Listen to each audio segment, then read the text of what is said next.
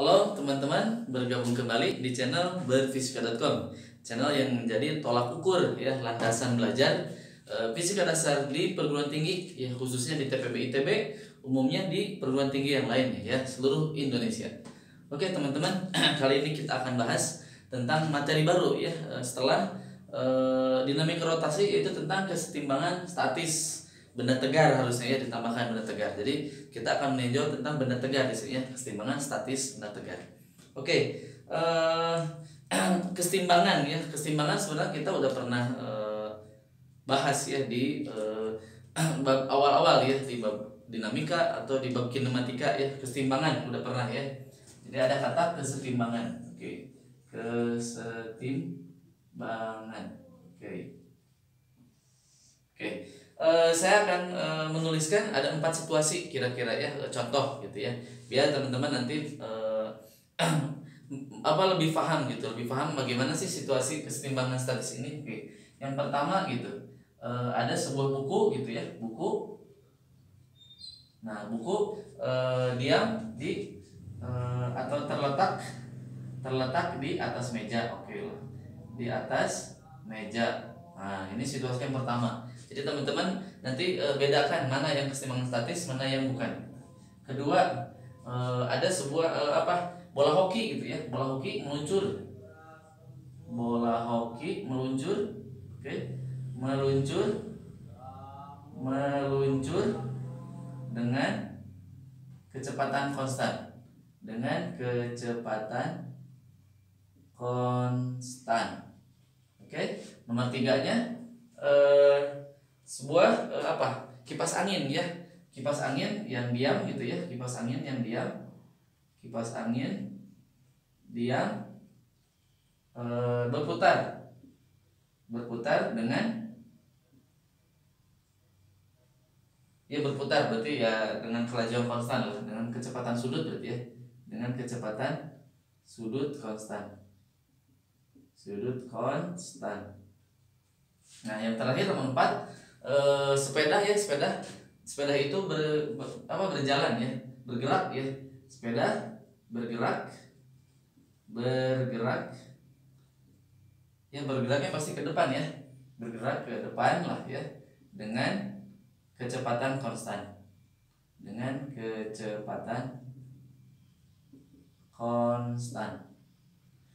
Nah teman-teman, di bab 2 kita udah pernah mendengar istilah kesetimbangan ya. Kesetimbangan ini berarti yang pernah udah di bab dinamika itu tentang sigma ya, F neto ya, gaya yang bekerja gitu pada sebuah benda itu sama dengan 0. Nah, itu adalah kesetimbangan saja. Jadi kesetimbangan gaya berarti ya, waktu itu kita kesetimbangan gaya waktu di bab dinamika ya. Nah, sekarang kita kesetimbangan statis teman-teman. Nah, kita akan tinjau dari 4 Dari 4 situasi ini teman-teman. Nah, kalau kesetimbangan statis, oke, saya akan tuliskan dulu, nanti teman-teman tebak mana nih kesetimbangan statis nih. Nah, itu nanti syaratnya ada 2 teman-teman. Oke, syarat yang pertama, sigma F netonya sama dengan 0. Oke, ini kesetimbangan gayanya. Kemudian kesetimbangan torsinya ya, kesetimbangan torsinya sama dengan 0. Oke, situasi sigma F sama dengan 0 ini ada berapa keadaan teman-teman?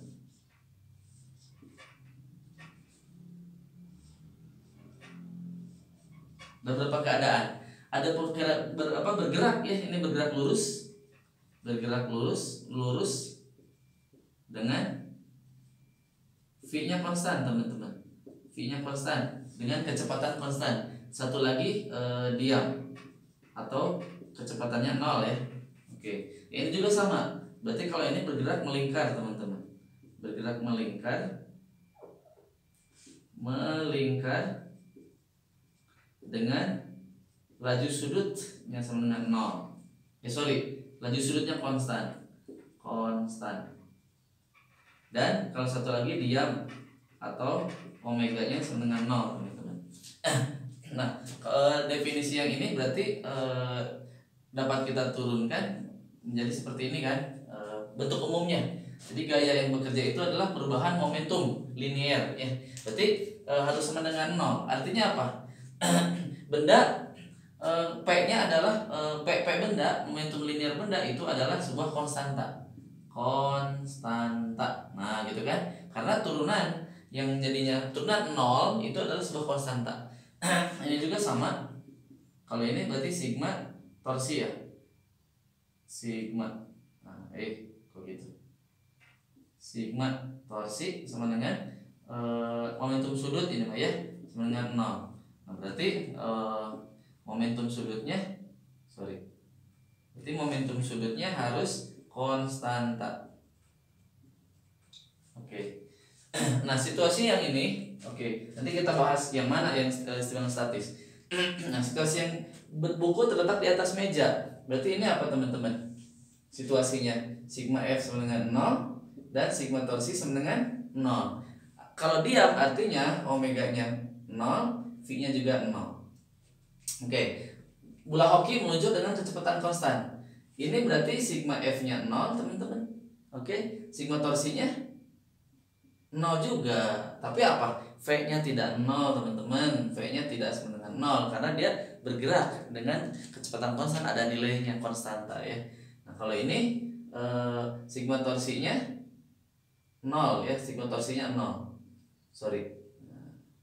Sigma torsinya 0 dan kecepatan sudutnya tidak sama dengan 0 karena kecepatan sudutnya konstan. Kalau yang ini gimana teman-teman? Bergerak ke depan dengan kecepatan konstan. Nah, ini kan geraknya menggelinding ya. Gerak menggelinding. Nah, berarti sigma torsinya 0, sigma F-nya juga 0. Tetapi apa? Dia ada kecepatan konstan, teman-teman. Ada nilai V-nya, teman-teman, tidak 0. Omega-nya juga tidak 0 kan? Karena berputar, tidak sama dengan 0. Nah, berarti mana atuh yang disebut kesetimbangan statis? Kesetimbangan statis itu terjadi saat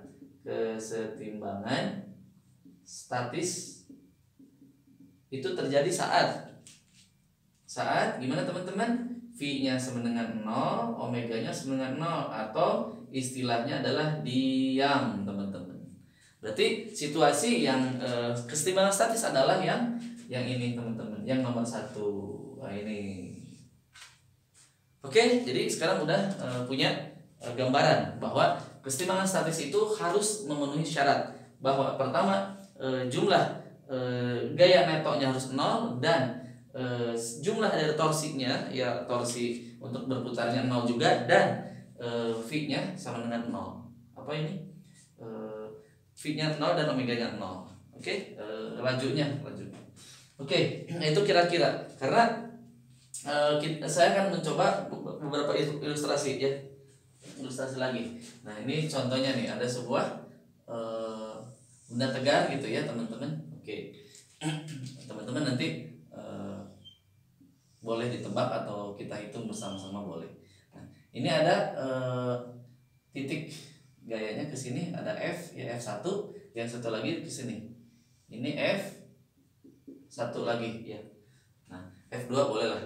F1 ke kiri ya. Nah, F1 ini nilainya kan sama, teman-teman. Ya, porosnya di sini. Nah, jaraknya sama ya, R-nya sama ke sini. Anggap aja sama. Anggap sama. Nah, kira-kira benda seperti ini setimbang statis atau bukan? Teman-teman, kita cek ya. Kalau menurut sigma F ya, sigma F berarti arahnya ke X kan. Sigma Fx itu F1 ke kanan, F1 ke kiri dan sama besar, itu sama dengan 0. Berarti dia boleh kesetimbangan gaya ya, gaya translasinya boleh 0. Nah, sekarang coba kita sigma torsinya, teman-teman. Sigma torsi arahnya sumbu Z, porosnya ke sini sumbu Z ya. Poros sumbu Z. Nah, berarti yang ini menyebabkan torsi kemana?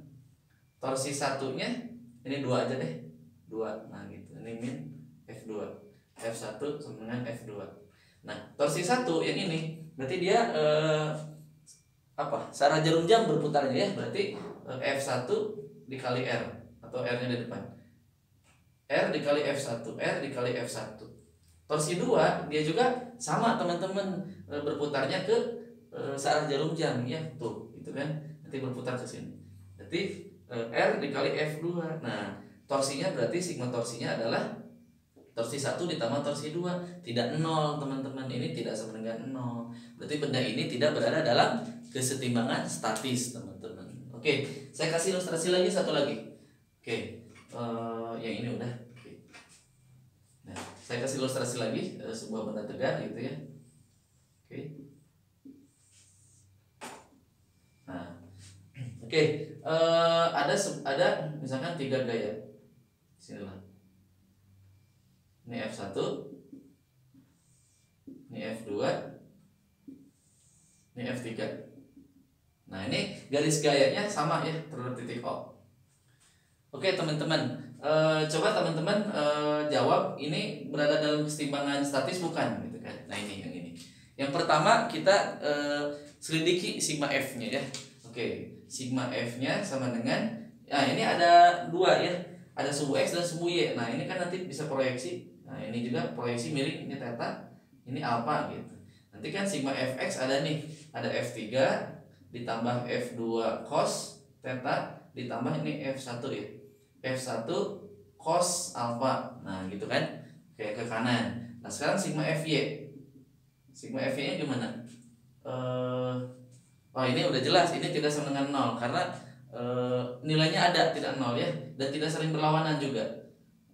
Oke, nanti juga boleh ke sini, boleh silahkan. Ada nanti F4. Nah, F4 nya nih beta. Jadi kan min F4 cos beta. Tetap tidak 0 ya, meskipun ada yang kurang, ini lebih gede ya. Nah, sigma Fy tidak sama dengan 0 karena tidak ada arah sumbu Y, teman-teman. Arah sumbu Y negatif, sorry, tidak ada yang ke bawah. Kalau yang ke atas ada. Oke. Jadi tidak sama dengan 0 ya. Nah, kalau torsinya, nah torsinya gimana? Sigma torsi adalah R F sin alpha. Coba lihat yang ini, ini R-nya dia berimpit, artinya R-nya 0. Berarti 0 dikali F ya 0 teman-teman. Ini juga sama, berarti torsinya 0. Nah berarti sigma torsinya memang 0, tapi sigma F-nya tidak 0, kebalikan dari ini.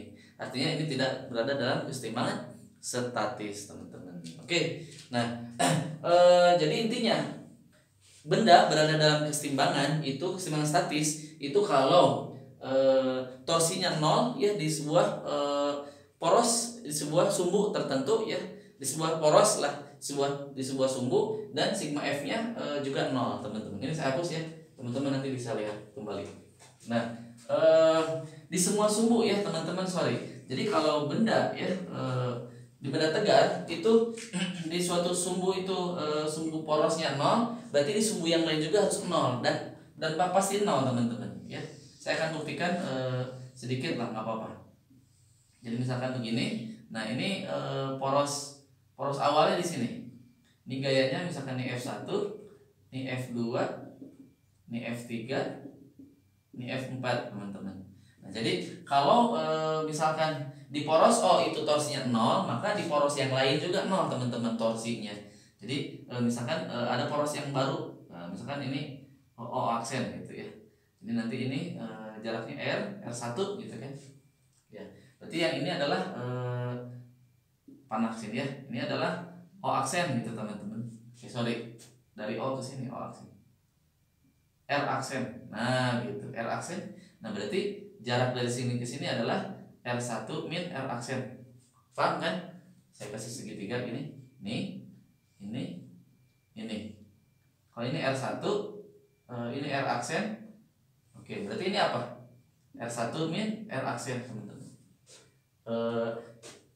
Tinjau kembali sifat vektor ya, teman-teman. Ya kan kalau ini arahnya ke sini kan ini berarti R aksen min kan. Nah, berarti saya tulis yang ini teh adalah min R aksen ditambah R1 kan. R1 atau saya tulisnya R1 min R aksen. Nah, seperti ini. Oke, nah kita coba tinjau teman-teman sigma torsinya ya. Nah, berarti sigma torsi itu adalah sigma torsi di O dulu, di awal, di sumbu awal di sini kan. Kita awalnya di O, nanti kita buktikan di O aksen juga torsinya 0 teman-teman. Nanti R1 cross F1, ini nanti R1. Kalau F2 nanti R2 ya, R3 dan lain-lain sama ya. berarti ditambah R2 cross F2 ditambah R3 F3 tambah dan lain-lain. Nah, seperti itu ya. Jadi kalau sigma torsinya di ini di titik O yang mula-mula di pusat massa misalnya di O itu seperti ini. Nah, bagaimana kalau sigma torsi di O aksen? Oke, berarti R-nya kita ganti menjadi R1 min R aksen F1 teman-teman ditambah R2 min R aksen F2.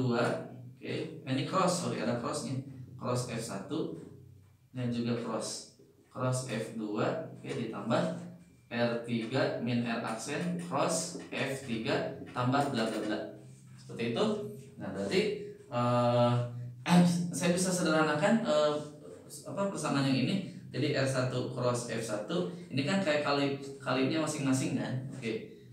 Ditambah R2 cross F2, oke. Ditambah R3 cross F3, oke. Ditambah bla bla bla. Nah, minus R aksen kan ini minus R aksen di-crossin dengan F1 dan lalala gitu kan. F1 F2 tambah F3 tambah sesuatu. Nah, suku yang terakhir karena kan sigma torsinya 0 teman-teman kan. Kalau sigma torsi 0 berarti F-nya tuh 0 ya. Berarti benda ini kan tadi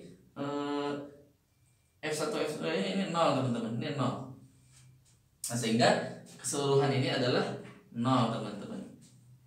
Ya, sehingga kita punya data yang ini. Nah, data yang ini sama dengan data yang ini. Oh, berarti sigma torsi di O itu sama dengan sigma torsi di O aksen. Di O aksen.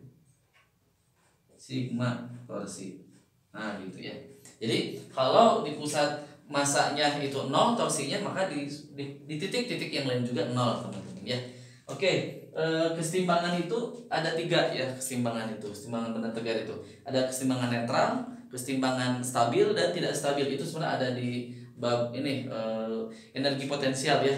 Udah kelewat tapi nggak apa-apa. Jadi kalau stabil, kalau netral itu contohnya di kelereng gitu. Kelereng di diam gitu. Kalau kita ini netral, kesetimbangan netral. Nih, kalau kita beri gaya sedikit aja, dia bergeser dan dia tetap diam gitu. Netral artinya tidak kemana-mana gitu. Nah, kalau yang stabil itu kelereng yang kita tempatkan di mangkuk gitu ya. Nah, kalau kita beri gaya sedikit aja, sedikit kan dia bergeser ke sini, kemudian dia bakal balik lagi ke tempatnya semula. Nah, itu namanya stabil. Kesetimbangan stabil. Yang terakhir kesetimbangan tidak stabil. Nah, kalau kesetimbangan stabil, tidak stabil itu misalkan ada sebuah bola, ya bola apa gitu, bola futsal atau apa, bola basket, kemudian kita letakkan kelereng di sini. Nah, kita kasih gaya aja sedikit, nah dia udah jadi tidak seimbang lagi, udah jadi bergerak luncur gitu. Ini jadi seimbang lagi di sini. Nah, seperti itu teman-teman untuk pengantarnya ya. Saya sedikit lagi saya tulis ya, sorry. Saya hapus. Nah, jadi kesimpulan yang tadi karena kita sigma fx-nya nih kesetimbangan gaya ya, kesetimbangan gaya. Nah, berarti kesetimbangan gayanya ada berapa sumbu teman-teman? Ada 3 ya. Jadi nanti sigma fx netnya net dulu ya. Sigma f net arah x itu harus sama dengan 0. Kemudian sigma f net arah y juga sama dengan 0. Dan sigma f net arah z sama dengan 0. Nah, gitu teman-teman. Begitupun dengan kesetimbangan torsinya. Kesetimbangan torsi berarti gimana? Nah, sigma torsi ya. Sigma torsi net arah sumbu x juga 0. Sigma torsi net arah y itu 0.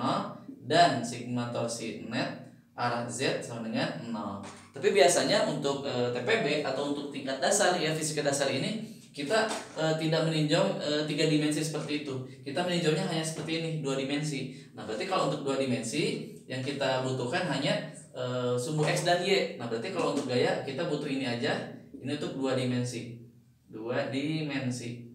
Nah, berarti kita butuhkan f net arah x-nya 0, sigma f net arah y-nya 0, dan yang terakhir sigma torsinya pilih salah satunya berarti z, karena biasanya di sini ya arah z ya. Karena kan di 2 dimensi x y yang melewati titik XY itu adalah sumbu Z.